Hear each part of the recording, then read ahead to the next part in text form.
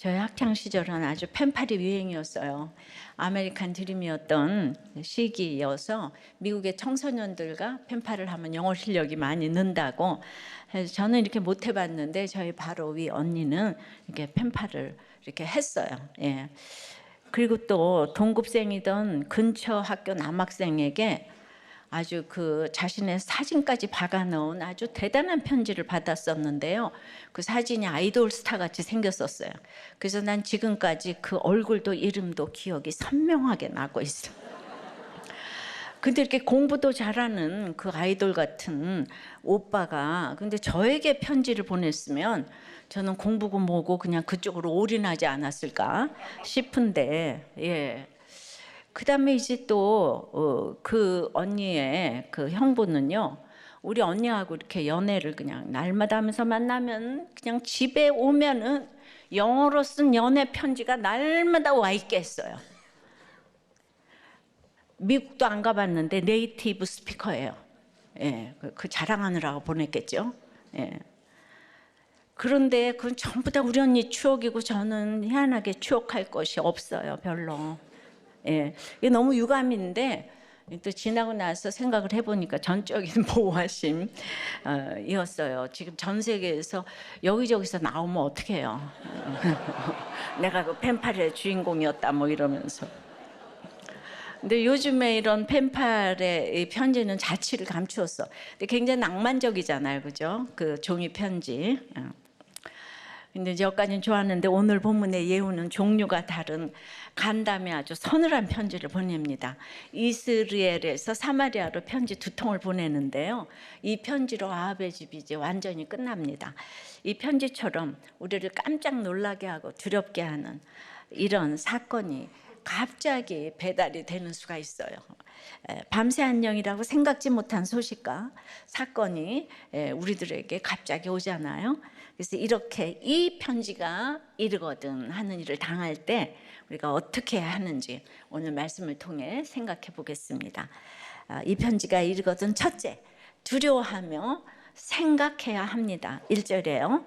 아합의 아들 70명이 사마리아에 있는지라 예후가 편지들을 써서 사마리아에 보내서 이스라엘 귀족들 곧 장로들과 아합의 여러 아들을 교육하는 자들에게 전하니 일렀으되 예후가 그야말로 이제 미친 듯이 칼을 휘두르고 있어요. 이 칼에 북이스라엘 요람왕 또 남유다 왕 아시아도 또 아합 집에 모든 악의 끝판왕인 이세벨도 다 심판을 받았어요. 이제 이쯤이면 끝나야 되는데 아합의 집이 정말 질겨요. 아직도 아들이 70명이나 남아 있다는 거예요. 75 완전 수잖아요. 아합의 집 사람들 아무리 죽고 죽여도 아직 건재하다 이 뜻이에요. 그들은 가장 강력한 요새인 수도 사마리아에 있네요. 예후가 군대를 장악했어도 사마리아를 직접 공격해서 점령하는 것은 굉장히 부담스럽지만은 정통성과 명분을 얻기 위해서 이 일은 예후에게는 아주 꼭 필요한 일이었어요. 그래서 예후는 군대 대신에 편지를 보냅니다. 그런데요, 수신자가 누굽니까? 이스라엘 귀족들, 그 장로들과 아합의 여러 아들을 교육하는 자들이래요. 북이스라엘의 실권자들을 말하는데요. 근데 너무 이상하지 않아요? 지금 여기가 사마리아잖아요. 그런데 사마리아 귀족이 아니고 이스라엘 귀족이라고 해요. 이스라엘은 지금 예후가 머물고 있는 성이죠. 말하자면 부산에 있는 예후가 서울 여의도 국회에 편지를 보냈는데 그 수신자가 부산의 의원들이라는 거예요. 이해되셨습니까? 아이고 어려워. 공부를 좀 못하셨나 봐. 다시 가서 읽으세요. 들으세요. 그런데 이스라엘 장로와 귀족들 입장에서 생각하면요, 예후의 편지 공세는 기가 막힌 전략입니다. 예후의 편지를 받았을 때 이들은 소름이 돋았을 거예요. 10여 년 전에 그때 이세벨이 아합 이름으로 보낸 편지를 받은 귀족들이 여기 다시 등장해서 예후의 편지를 받을 줄 그 누가 상상이나 했겠습니까? 그 편지 내용은 그들이 이스라엘에서 함께 살던 동료 나봇을 죽이라는 거였잖아요. 그들은 그때 찍소리도 못하고 편지가 시키는 대로 했어요. 예, 편지 한 통으로 아합 집에 악에 동조하게 되었지요. 이 편지를 배달한 사람이 그때도 그 이세벨의 총애를 받았던 예후가 아니었을까. 미친 듯이 전차를 몰기로 유명했잖아요, 그죠? 예. 전차가 아니고 병거. 예. 그런데 이제 아합의 아들 요람도 죽이고 왕 이세벨도 죽인 예후가 보낸 편지가 지금 왔어요. 덜덜 떨리는 손으로 열어봤겠죠. 그랬더니 뭐라고 해요? 아합 집을 위해서 예후 자신과 싸워보자고 하는 거. 2절 3절입니다. 너희 주의 아들들이 너희와 함께 있고 또 병거와 말과 견고한 성과 무기가 너희에게 있으니 이 편지가 너희에게 이르거든. 너희 주의 아들들 중에서 가장 어질고 정직한 자를 택하여 그의 아버지의 왕좌에 두고 너희 주의 집을 위하여 싸우라 하였더라. 예. 너희 주의 아들들은 이제 아합의 자손들이란 이런 뜻도 있고 북이스라엘이니까 하나님도 믿는 자들이겠죠. 그죠? 예, 다 교회도 나가는 사람들이에요. 예. 근데 그들이 너희와 함께 있고 또 병거 말 견고한 성 무기가 너희에게 있으니는 지금 최고의 교육을 받고 있는 바른 생활 청년들이라는 거예요. 모든 사교육은 다 받고 혈통, 권세, 지위, 재산 다 가지고 있어요. 최고로 키운 영재들인 거예요. 근데 이 중에 가장 어질고 정직한 자를 택해서 새로운 왕으로 세우고 어디 한번 총력을 다해 덤벼보라 이 얘기를 하는 거예요. 근데 이 얘기를 듣고 4절에 그들이 심히 두려워하여 그냥 이스라엘에서 이세벨이 아합의 이름으로 보낸 편지를 받았을 때는 두렵기는커녕 아무 감흥도 없어요. 그저 쓴 대로 했어요. 근데 자기들의 친구 나봇을 죽이라는 무선 명령인데 하나도 무섭지 않았어요. 왜죠? 나봇이 전혀 무섭지 않기 때문이에요. 하층민이라고 생각하니까. 근데 이제 사마리아에서 예후가 보낸 편지를 받으니 무서워서 덜덜 떱니다. 사실 아합의 신하이기에 역적 예후에 맞서 싸우는 게 당연하잖아요. 마땅히 해야 할 일 하라고 하는데도 그들은 심히 두려워합니다. 예후가 너무 무섭기 때문이죠. 10여 년 전 이세벨도 지금 예후도 사실 이 귀족들, 고창노들의 약점을 너무 잘 알아요. 이들은 사회적으로 원 오브 댐이 아니고요. 최고의 금수저예요. 원탑인 거예요. 그런데 이런 엘리트들이 악한 이세벨 앞에서 꼼짝도 못하고 자기 동료를 죽이고요.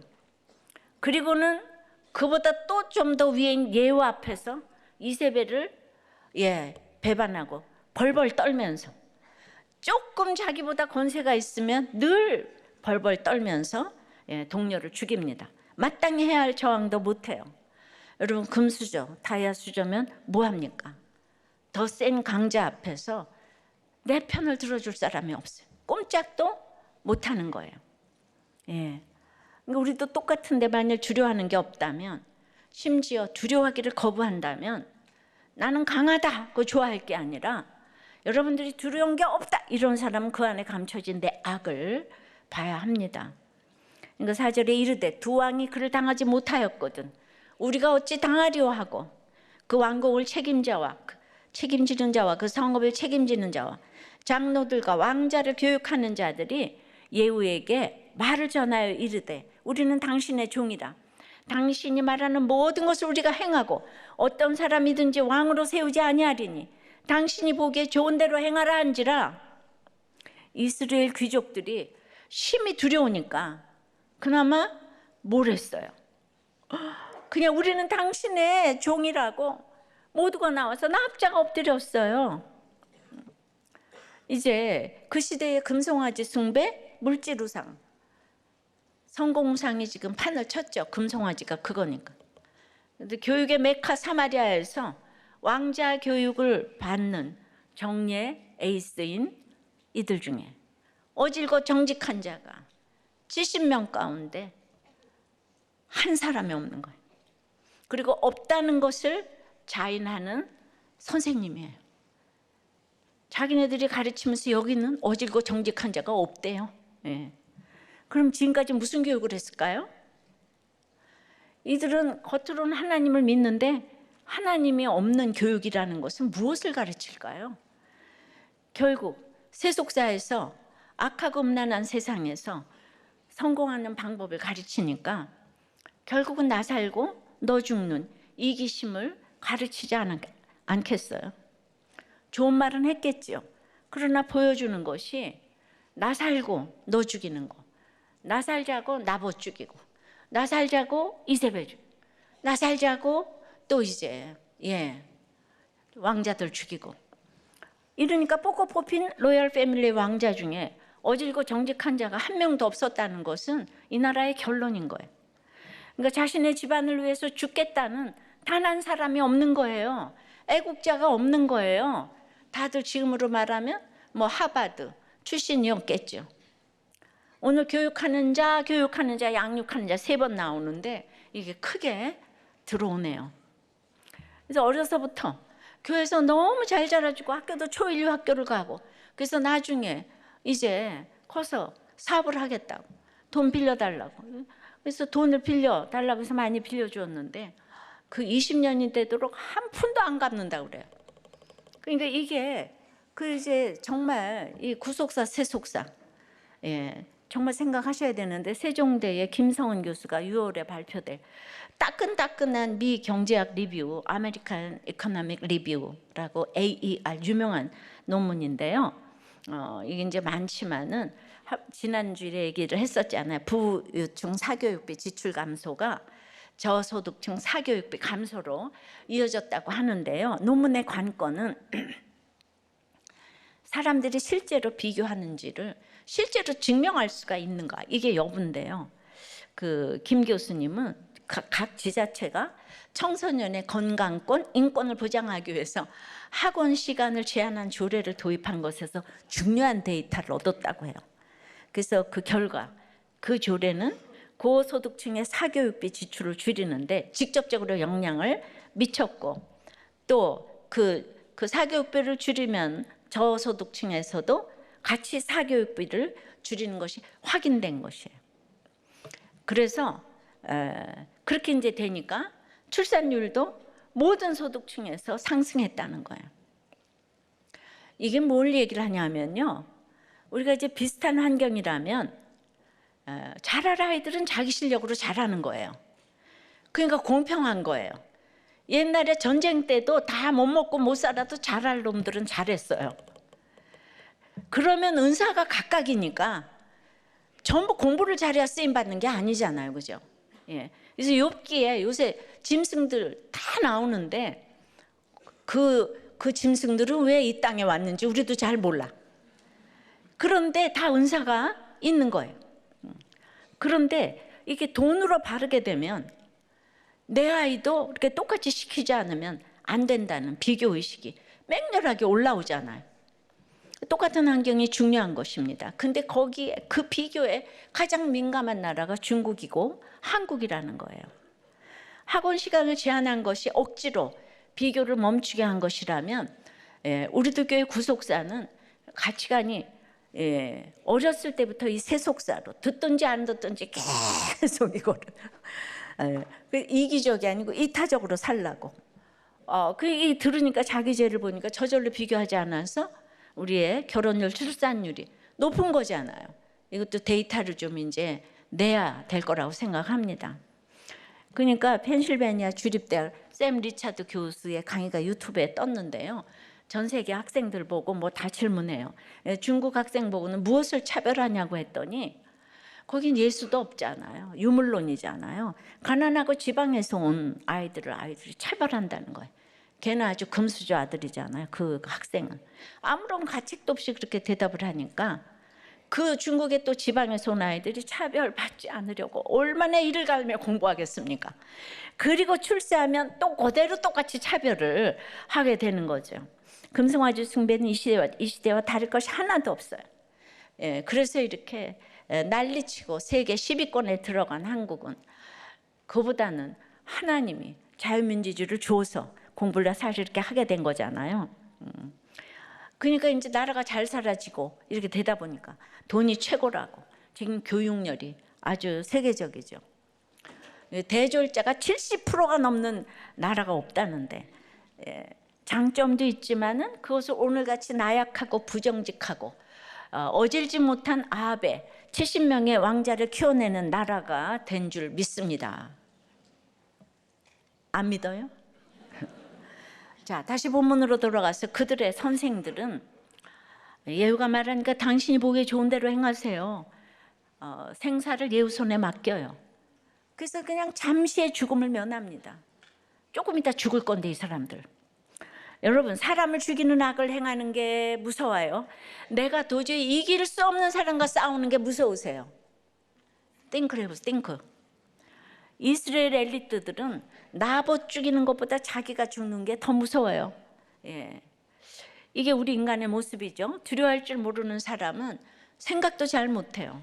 그저 탱크처럼 전진 돌격만 하다가 낭떠러지로 떨어지든지. 그래도 두려운 게 있는 사람은 멈출 줄은 알아요. 근데 너무 두려우면은요, 제자리에서 삽질만 하다가 싱크에서 또 가라앉죠. 탱크나 싱크나 똑같아요. 하지만 두려워해야 할 때 두려워하면은 이게 띵크를 해야, 예, 탱크가 된다 그랬잖아요.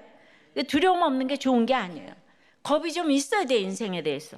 성경에 두려워하지 말라는 명령이 365번 나오지만은 두려워하라는 명령도 10번 이상 나옵니다. 예. 가장 대표적인 경우가 하나님을 경외하라죠. 마태복음 10장 28절에 주님도 몸은 죽여도 영혼은 능히 죽이지 못하는 자들을 두려워하지 말고 오직 몸과 영혼을 능히 지옥에 멸하실 수 있는 일을 두려워하라 그 말씀하시죠. 하나님을 두려워해야 되는데 우리는 두려움도, 예, 두려움의 체계가 고장났어요. 하나님을 두려워하고 세상을 두려워하지 말아야 하는데 반대로 합니다. 하나님을 두려워하면 세상이 두렵지 않은데 하나님을 두려워하지 않으니까 늘 세상에서 심히 두려워 떨어요. 그래서 세상에서 두려워하는 사람이 하나님을 경외하게 되는 게 조금 더 쉬워요.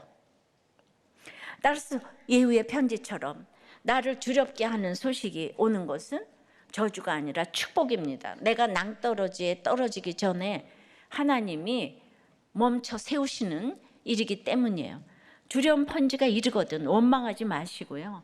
그러니까 말씀으로 생각을 하시기 바래요. 내가 두려워하지 않고 확신하며 밀어붙였던 게 뭔지 생각하시고, 내가 하나님보다 세상을 더 두려워하고 있지 않은지 생각하시고, 내가 납작 엎드려 사과해야 할 것이 뭔지 생각하세요. 그러면 갑작스런 편지 같은 갑작스런 이 편지가 왜 나에게 배달됐는지 하나님의 뜻을 알게 될 것입니다. 적용 질문이에요. 나를 심히 두렵게 한 소식이 있습니까? 무엇을 두려워합니까? 그것이 비교에서부터 비롯된 것임을 인지합니까? 하나님을 얼마나 두려워하고 있습니까? 한 부목자님이 너무 두려운 일을 만났어요. 예, 그는 이제 근데 그 두려운 사건 때문에 말씀이 들려지고 이제 공고함을 이제 당한 사건, 아들 사건이에요. 하여튼 중학교 시절부터 각종 사고를 저지르다가 드디어 구치소에 가게 됐어요. 그리고 이제 구금된 시간이 절반 정도 흘러가니까 처음에는 아들의 그 살려달라는 탄식에 마음이 많이 아팠고 괴로웠지만 지금 내 환경과 처지에는 아들을 빼어낼 방법도 없거니와 아들을 생각하면 마음이 찢어지도록 아프지만 목장에서의 처방과 저의 판단도 이번 일로 인해 아들이 지난날에 자기 자신을 되돌아보며 차근차근 생각을 해보며 앞으로 자신 인생의 삶에 대하여 생각해 봐야 할 시간이라 여긴다는 거예요. 세상적으로 어느 부모가 아들을 그곳에 방치시키고 싶겠는가 하겠지만 믿는 우리는 구원의 관점으로 이런 시간도 필요한 부분이라 여깁니다. 아들이 좁은 문을 지나 주님이 만들어주신 길로 이제는 꿈을 활짝 펴고 담대하게 나아가기를 소망하며 나의 본분을 항상 가족들에게 비추며 구원과 제사장의 사명을 잘 감당하며 가겠습니다. 아멘. 그러니까 저 아합의 왕자 교육 받는 것보다 이 교육이 더 보람 있지 않을까요? 그러니까 여러분들이 이게 좀 가치관이 좀 달라지셔야 되는 거예요. 이 편지가 이르거든. 첫째 뭐라고요? 두려워하며 생각을 해야 돼. 둘째는 그것이 회개까지 나가야 되는 거예요. 회개까지. 6절입니다. 예후가 다시 그들에게 편지를 붙인 일렀으되 만일 너희가 내 편이 되어 내 말을 너희가 들으려거든 너희 주의 아들 된 사람들의 머리를 가지고 내일 이맘때 이스라엘에 이르러 내게 나아오라 하였더라. 사마리아에 있는 이스라엘 귀족들과 기타 지도자들의 항복 편지를 받은 예후는 이제 두 번째 편지를 보냅니다. 이게 사마리아 후서겠죠. 앞에 사마리아 전서는 내게 덤벼보라 그거잖아요. 그런데 이번에는 내 편이 되어서 아합의 아들들의 머리를 가지고 오라, 왕족을 다 죽여라 이거잖아요. 예, 그때 나봇을 죽인 이 귀족들은 양심의 가책이 없었을까요? 예, 왜 없었겠어요? 애써 외면하고 잊으려 했지만은 그럴 수 없었을 거예요. 나봇의 포도원을 지날 때마다 괴로웠을 거예요. 그래서 모조리 사마리아로 이사해 간 것 같아요. 어찌 생각하세요? 자, 우리가 다 그래. 아합도 하나님을 믿지만 나봇의 포도원도 너무 갖고 싶지 않아. 여러분, 하나님 믿지만은 불법을 행하도 애들이 대학교 갔으면 좋겠고 승진을 했으면 좋겠고 이게 다 우리들의 염원이잖아. 그래서 이제 왕자들을 다 죽이라는 예후 편지가 이르렀을 때 귀족들은 지금이 과거에 저지른 죄악을 기억하고 회개할 기회예요. 이세벨도 그 기회를 놓치더니 이 사람들 전부 다 그냥 온통 온 나라의 모든 지도자들이 이 기회를 놓쳐요. 여러분, 내가 예수 믿는 게 얼마나 대단한 건지 몰라요. 예, 사마리아 유니버시티를 나오면 뭐 하겠어요? 하버드 유니버시티를 나오면 뭐 하겠어요? 이 기회를 놓치는 거예요. 6절 7절에. 예, 사마리아 유니버시티를 나왔기 때문에 회개를 못하는 거예요. 왕자 70명이 그 성읍의 귀족들 곧 그들을 양육하는 자들과 함께 있는 중에 편지가 그들에게 이름에 그들이 왕자 70명을 붙잡아 죽이고 그들의 머리를 광주리에 담아 이스라엘 예후에게로 보내니라. 나봇을 죽일 때와 똑같잖아요. 편지가 시키는 대로 왕자를 죽여요. 그것도 양육하는 자들과 함께 있는 중에 스승을 쳐다보고 있는데 그 스승이 왕자들을 다 죽이는 거예요. 무차별로. 야, 진짜 양심의 소리에 귀를 막고 똑같은 죄악을 반복해요. 그때는 동료를 돌로 쳐 죽였는데 지금은 방금 전까지 주인으로 섬기던 왕자와 왕손들을 칼로 잔인하게 죽입니다. 인간은 자기를 위해서 못할 일이 없는 거예요. 엘리트들이, 지도자들이 전부 다 이런 일을 같이 저지르고 있어요. 믿을 사람이 없는 거예요.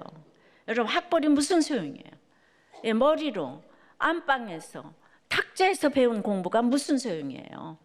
그러니까 아이들은 아무리 어렸을 때 학원을 많이 보내도 애들은 넘어지고 무너지고 이러면서 상처를 가운데 세상에 경험을 하면서 그거를 쌓아야지. 그렇게 아무리 내가 자전거를 타는 거를 이론으로 아무리 배워봐, 자전거 탈 수 있어요? 넘어져도 타야지. 이 사람들이 쓸모가 없는 거예요. 물론 이들은 그때와 달리 지금은 예후편에 서서 아합의 집을 심판하는 일을 해요. 하지만 결과적으로 그렇게 될 뿐 그들이 말씀을 듣고 순종한 게 아니에요. 그들은 늘 언제나 악을 저지르고 있을 뿐인데 하나님께서 그들의 악조차 선하게 사용하시는 것이에요. 하나님이 선하실 뿐 그들은 언제나 악해요. 이 귀족들은 오직 자기가 누리는 것을 지키기 위해서 이세벨을 두려워했고 그 다음에는 이세벨을 죽인 예후를 두려워하고 있어요. 이것이 진짜 좋았어. 이세벨을 경외하고 예후를 경외한 것이겠어요?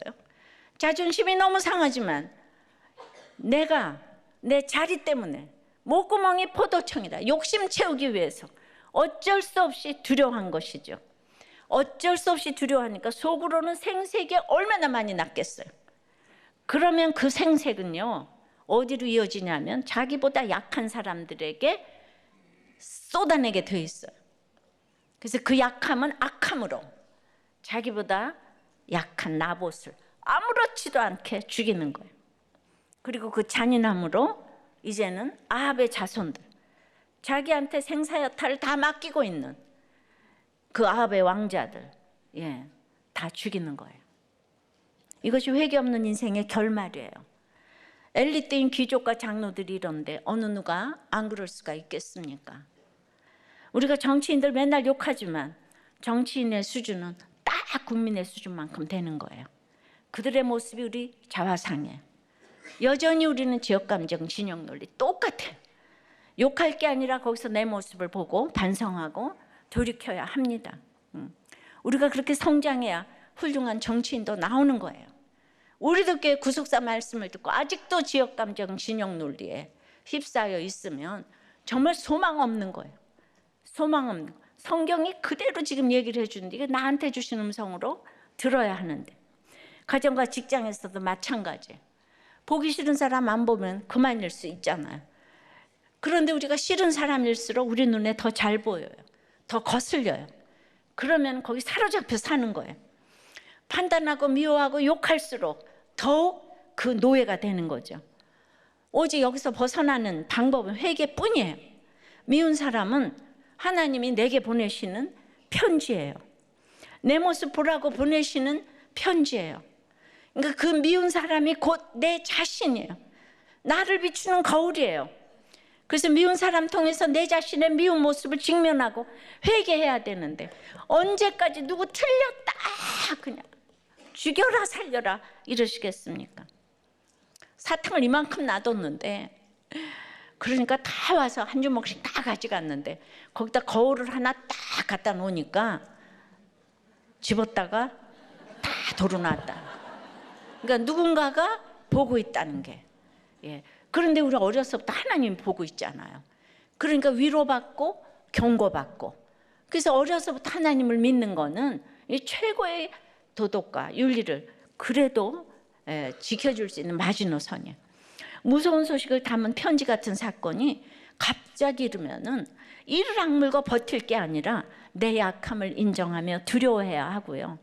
이거 두려워하면서 생각해야 되는 거예요. 근데 그게 다가 아니에요. 거기서 멈추지 말고 반드시 회개까지 나아가야 하는 거예요. 주님은 왜 우리를 빨리 천국 데려가시지 않고 이렇게 수고스러운 인생에 머물게 하실까요? 베드로전서 3장 9절에서 오직 주께서는 너희를 대하여 오래 참으사 아무도 멸망하지 아니하고 다 회개하기에 이르기를 원하시느니라. 내가 회개할 때까지 주님이 기다리시는 거예요. 내가 고집 부리고 버틸수록 주님이 인내하셔야 되는 거예요. 우리 자녀들이 고집 부릴수록 부모가 인내해야 되잖아요. 그래서 우리가 오늘 회개까지 나아가야 합니다. 사과는 미룰 게 아니에요. 생각날 때 바로 해야 되는 거예요. 오늘 가족과 지체들에게 사과할 것 있으면 바로 하시고, 하나님께 회개할 것 있으면 바로 회개하셔서 인생 최고의 기쁨과 자유를 맛보시면 좋겠습니다. 적용 질문이에요. 요즘 너무 미운 사람 누구예요? 그에게 비친 내 모습은 없습니까? 회개하기를 미루며 반복하는 죄악은 무엇입니까? 한 목자님이 해외를 나가면 물건 사는 게 중독인데, 하여튼 그 이제 볼리비아에서 퇴직 후에 박물관을 만들 계획으로 이제 땅도 다 사놓고 이제 은퇴만 하면 되게 됐는데, 세상에 그 가장 믿었던 여직원이 모든 대화 내용을 녹음해가지고 성희롱으로 감사받는 사건이 왔다는 거예요. 너무 믿었어요. 억울하고 힘들었는데 아내는 그 일이 너무 잘 됐어요. 그 일 때문에 지금 당신이 목자 되지 않았어. 그 말이 또 맞더라고요. 그러니까 여기 평원님이 억울할 만 하신데 이세벨을 던진 게 넷이잖아요. 가장 믿었던 넷이가 던졌다고 하는데, 오늘 목자님 말씀대로 그 직원이 그렇게 하는 게 예후처럼 미투 분위기 된 게 이세벨이 높은 데 있었기 때문에 던져졌구나, 이렇게 생각이 됩니다. 가족들 말씀하신 것처럼 그곳에 계셨으면 치장이나 하시고 계셨을 텐데, 이곳에 오셔서 내 이세벨이 던져지고 지금 살리는 역할을 하고 계시니까 사실은 그 여직원이 가장 잘한 것이잖아요. 이게 바로 구속사인 거예요. 옳고 그름이 아니라. 사실 여러분, 목장에서 목자가 문제를 해결할 일이 뭐가 있겠어요? 목자는 말씀만 잘 들리면 돼요. 예. 목자가 문제 있는 부부 모두 때마다 어떻게 찾아가겠어요? 찾아가세요. 예. 근데 목자가 그 자리를 지키는 건 너무 중요해요. 각자 자리가 있어요. 우리가 엊그저께 욥기에서 보니까 베목 같은 하마도 들소도 타조도 다 하나님 창조하셨는데 우리는 그들을 이기지 못해요. 예. 풀만 먹는 소도 이기지 못해요. 게다가 들소는 더 힘이 세요. 근데 왜 이 세상에 그들을 창조하셨는지 우리 이해가 안 돼요. 근데 구속사를 왜 다 뜻이 있다 그러잖아요. 제일 우스운 건 말이에요. 말은 이기거나 지거나 전쟁에 나가기 위해서 늘 서 있잖아요. 잠을 자도 서서 자잖아요. 말은. 난 그것이 이해할 수가 없어요. 진짜. 어떻게 서서 잠을 자지? 어떻게 저기 쉼이 있지? 그건 내 생각이잖아요. 그것만 봐도 하나님이 계시잖아요. 근데 말이 생생내요. 그러니까 자기 자리 지키는 것이 최고로 사람을 살리는 일이에요. 내 자리가 옳다 나쁘다 그런 게 그냥 묵묵히 내 자리 지키고 있는 거. 이 최고로 사람 살리는 일이에요. 목자가 어떻게 사람을 살려요? 하나님이 그냥 붙어만 있다 가다 보면 어느 날 하나님이 그 사람에게 말씀하시는 편지가 있어요. 그때 역사하는 거지. 목자가 말 잘해서 살리지 않아요. 그러니까 그때까지 붙어 있어야 돼. 붙어 있게 하는 것이 목장의 가장 큰 아주 그냥 그 목적이에요. 그리고 결혼과 이혼에 대해서 믿는 사람들은 이 세상에 메시지를 줘야 되기 때문에 반드시 어떤 경우도 가정을 지키는 모습을 보여줘야 돼요. 그래서 이제 청년비스 결혼 예비학교 하는데 반드시 좀 다 가서 들어봐야 되는 거예요. 너무 참 재미도 있고 다 길지만은 이러는 거예요. 마지막까지 분별을 하세요. 앙케이트 조사를 했는데 그래서 살아보니까 고르고 또 골라 또 결혼하면 그놈이더라. 근이은이더라. 그러니까 결혼 전에는 칼끝에선 신중함으로 하지만 결혼 후는 목적 행복이 아니고 거룩이다. 하나님과 연결되는 거룩이라는 걸 잊지 말라. 결혼 전과 후에 뭐가 달라졌냐 하면은 잡은 물고기라고 사랑 표현도 안 하고 아주 청결이 형편없어서 씻지를 않고 그렇게 큐티하는 척 하더니 큐티도 안 하고 식습관은 배달의 민족으로 그 다음에는 맨 얼굴로 너 누구니 이렇게 된다는 거예요. 그리고 참 장점이었던 그 효자가 생과계로 결혼하고 나서 보니까 효자래. 아유, 그게 이제 결혼하고 나서 보니까 엄청 단점이고 그 다음에 어떻게 이렇게 드라마를 좋아할 수가 있는지 뭐 이런 얘기를 다 썼는데 그래도 청년부 예비 부부들에게 해주고 싶은 말 한 가지, 반드시 해주고 싶은 말 한 가지는 부부 목장에 꼭꼭 나가세요. 그게 살 길입니다. 이 공동체가 살리는 거예요. 수없이 싸웠는데 자, 그래서 이 편지가 이르거든. 첫째 뭐라고요? 두려워하며 생각해야 돼. 둘째는 회개까지 나가야 되고 세 번째는 하나님의 말씀은 전부 이루어지기 때문이에요. 이르되 두 무더기로 쌓아 내일 아침까지 문 어귀에 두라 하고 이튿날 아침에 그가 나가서서 뭇 백성에게 이르되 너희는 의롭도다. 나는 내 주를 배반하여 죽였거니와 이 여러 사람을 죽인 자는 누구냐? 자, 이스라엘 귀족들이요 아합 자손의 머리를 가지고 이스라엘에 왔어요. 예후는 왕조가 바뀌었다는 걸 알게 하기 위해서 머리를 두 무더기로 쌓아서 이스라엘 성문 앞에 두라고 했어요. 머리가 70개면 그런 머리가 들어갈 바구니가 있었나 몰라. 아우. 그런데 모두가 그걸 보고 두려워서 예후에게 절대 복종할 거라고 기대했겠죠. 그리고 아침에 나가서 이러는 거, 이 끔찍한 짓을 벌인 사람은 이스라엘 백성도 아니고 자신도 아닌데 누가 이 끔찍한 짓을 행했노? 이러는 거예요. 글쎄 예후가. 무섭지 않아요 이 세상? 자기가 다 시켜놓고 누가 이 사람들, 이 왕자님들을 누가 죽였어? 이러는 거예요. 귀족들이 가슴이 철렁했겠죠. 시키는 대로 주인을 배신하고 그 집 자손을 다 죽이고 증거까지 가지고 왔는데 갑자기 범인 취급을 합니다. 예후는 내시들이 이세벨을 죽게 해서 내시들과 이세벨을 이간질 시켰잖아요.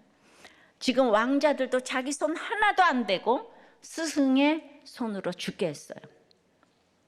근데 여러분들 누구를 믿겠어요? 하나님이 없는 사람, 그 어떤 최고의 위치에 있어도 최고의직이기 때문에 도움이 될 것이 있겠지만 정말 믿음의 대상이 아닌 거예요. 세상 사람들은 회사에서 만난 사람들 예수 안 믿으면 절대로 지체가 못 돼요. 그러니까 은퇴하고 나서 결혼식 같은 거 가지 마요. 하나도 고마워하지도 않아요. 그런데 내가 저기 부조하고 왔는데 나한테 연락 없다고 그냥 사람은 믿음의 대상이 아니에요. 10절 11절에 그런즉 이제 너희는 알라 곧 여호와께서 아합의 집에 대하여 하신 말씀은 하나도 땅에 떨어지지 아니하리라.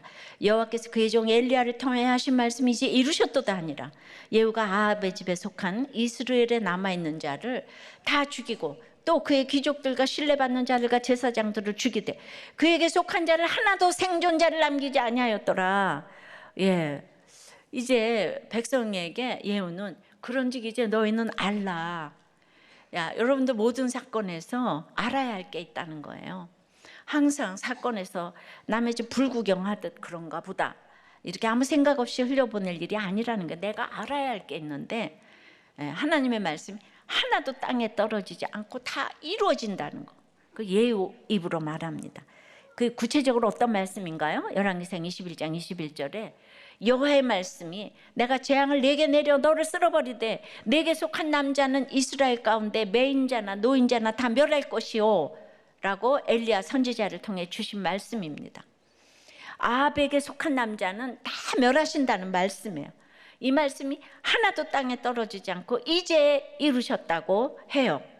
그래서 아합 집에 속한 남자를 다 죽였다고 합니다. 그러니까 내가 말씀을 믿고 가면 좋은 사람이든지 나쁜 사람이든지 반드시 그 말씀을 그대로 이루신다는 거예요. 이거 믿으세요? 악한 자를 통해서도 내가 믿은 말씀을 이루신다는 거예요. 악한 자를 악한 날에 이렇게 심판을 하시잖아요.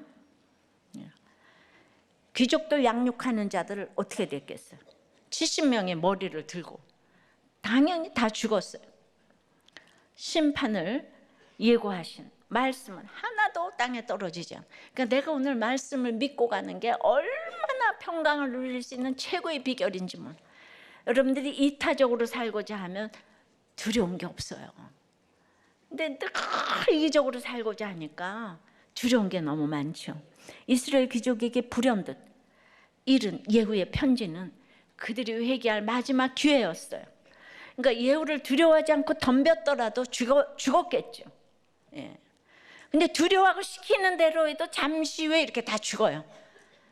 그러니까 내 목숨을 구걸하고자 하는 건 이 땅에서도 비굴하고 결국은 죽어요. 그들이 살 길은 회개뿐이었는데 하나님 말씀에 귀를 기울여 본 적이 없기 때문에 어떻게 회개할 수 있는지 몰라요. 나봇은 돌로 쳐 죽임을 당해도 담대하게 순교를 했지만 이스라엘 귀족들은 두려워 떨다가 결국 예후에게 죽임을 당합니다. 여러분 세속사는 악한 역사이기 때문에 세속사에 소망을 두면 안 되는 거예요. 이 땅에서 영생을 누리면서 구속사를 써가야 될 줄 믿습니다.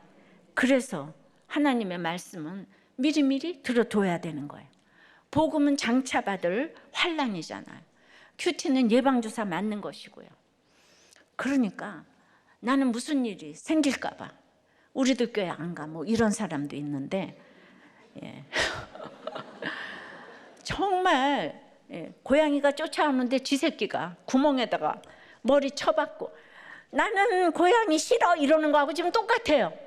우리 밑동 잘린 나무인데 말씀을 미리 들어두면 자다가도 떡이 생긴다고 그러잖아. 모든 일은 말씀대로 이루어지기 때문이에요. 말씀은 하나도 땅에 떨어지지 않아요. 제가 부족해도 제가 죽으라고 말씀을 이렇게 날마다 읽고 가기 때문에 그냥 제가 잘난 게 없는데 그것 때문에 우리들 교회를 지키셨어요, 하나님. 내가 정말 잘난 게 없어요. 근데 평소에는 말씀 관심 하나도 없이 있다가 일이 생기면 그제서야 살 길 찾아 산만리 뛰어다니는 건 참으로 어리석고요. 물론 그렇게라도 돌아오면 사는 것이지만요. 이걸 미리 들어두면 얼마나 좋습니까? 들어둔 말씀이 있으면 놀라지 않을 수 있잖아요. 두려워하지 않고 당황하지 않고 말씀이 딱 기억이 나서 해석이 되잖아요.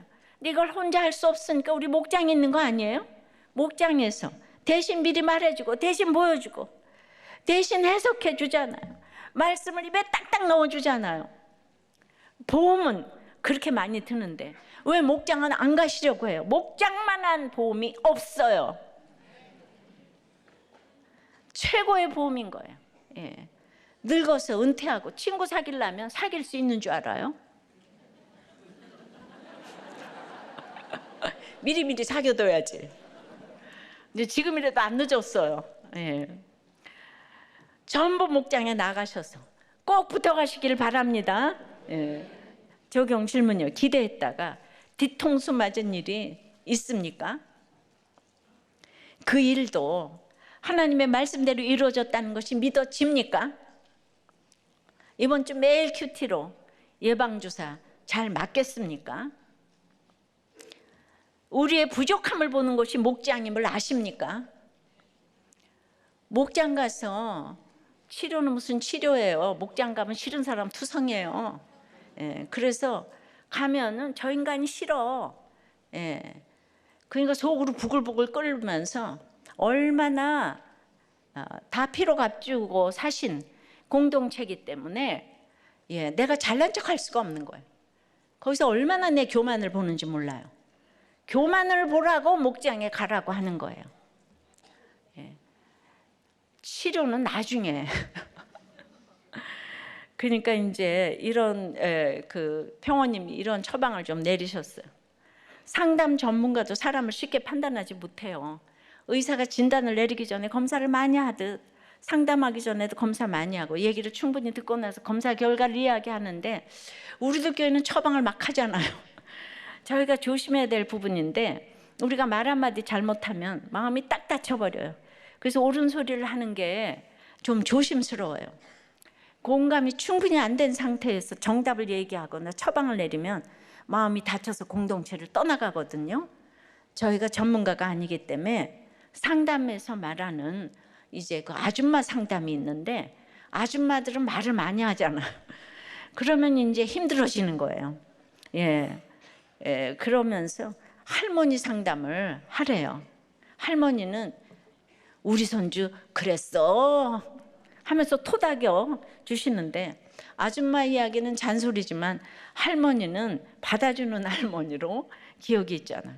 그렇게 들어주고 받아주면 본인이 이런 과정 자체만으로 치료가 되는 게 있다는 거예요. 그러니 아줌마 상담이 아니고 할머니 상담을 하는 게 효과가 좋다. 뭐 이제 이런 얘기를 하는데 들어주시고 공감해 주시면 목원들이 내가 어떻게 해야 하는지를 이렇게 보면서 알아지는 게 있는 거예요. 내 얘기를 들어줄 수 있는 그 한 사람이 없어서 다 병들었잖아요, 그죠? 그러니까 목장에 오시면은 일단은 이렇게 들어주시면 좋을 것 같은데 그래서 어떤 일이든지 그럴 수 있다고 붙어만 가라고 이 얘기만 해주시면 돼요. 말씀 오늘도 이 말씀 얼마나 어려워요. 붙어만 가라고 나도 몰라 그러시면 돼요. 나도 모르는데 그냥 아는 척하고 앉아 있는 거야 이러셔요 그냥. 그런데 이제 그 할머니 상담이 좋을 때가 있지만 이것이 한부모 가정이 되면은 할머니 상담에 한계가 있잖아요. 무서운 역할을 하는 사람이 없으니까 어디 나가서 쓴소리를 못 들어요. 근데 우리 손주 최고라고. 그렇다고 또 무서운 역할만 하는 한부모 가정은 또 상처를 줄 수 있잖아요. 언제나 너는 이래서는 안 되고 저래서는. 그러니까 목장에서의 상담도 할머니 상담, 아줌마 상담 골고루 단계마다 처방이 달라져야 되는데 이게 분별이죠. 그러니까 구원의 확신이 없으면 이게 분별이 안 되니까 이제 문제가 생기는 거예요. 예. 그러니까 목원들은 우리도 꽤 목자라면서 이루죠. 예. 근데 목자가 뭐 죄졌어요? 맨날 목자가 돼가지고 그냥 참아야 되고 인내해야 되고 돈 받는 것도 아닌데 내 집 내가면서 이렇게 하는데 끊임없이 목자에게 요구를 하고. 예. 그런데 그러니까 목장마다 안 싸우는 목장은 이상한 거예요. 다 싸워야 돼. 그래서 거기서 내가 얼마나 죄인인가를 알아야 되는 거예요. 야, 주님은 이런 나를 위해서 십자가에 못 박히셨는데. 예. 그냥 지나온 인생을 생각하면 수없이 제가 리젝트를 경험하고, 예. 그걸 했는데 내가 죄인이라는 걸 아니까 어떤 것도 내가 수용을 이제 했는데, 그러니까 여러분들이 큐티를 해야 되고 양육을 받으셔야 돼요. 그냥 목장에서만 있으면 안 되고 그 1:1로 양육을 좀 받으시면서 나를 직면하셔야 되는 거예요. 목장은 싸울수록 목장이에요. 안 싸우는 목장은 로타리 클럽이에요. 싸우는 목장은 긴장하잖아요. 그래서 다 깨워서 목장에 매주일 이상한 사건들이 다 배달이 되잖아요. 집집마다 뭐 사역 부서마다 배달이 될 때 오늘 이렇게 이거를 두려워하며 생각해야 되는데 너 잘났다 나 잘났다 이러고 싸우시면 이제 안 되는 거예요. 예. 그러니까 우리 목원들도 목자 타령 좀 그만하시고 목자님이 왜 그 모양이냐 이 얘기 좀 그만하시고. 예.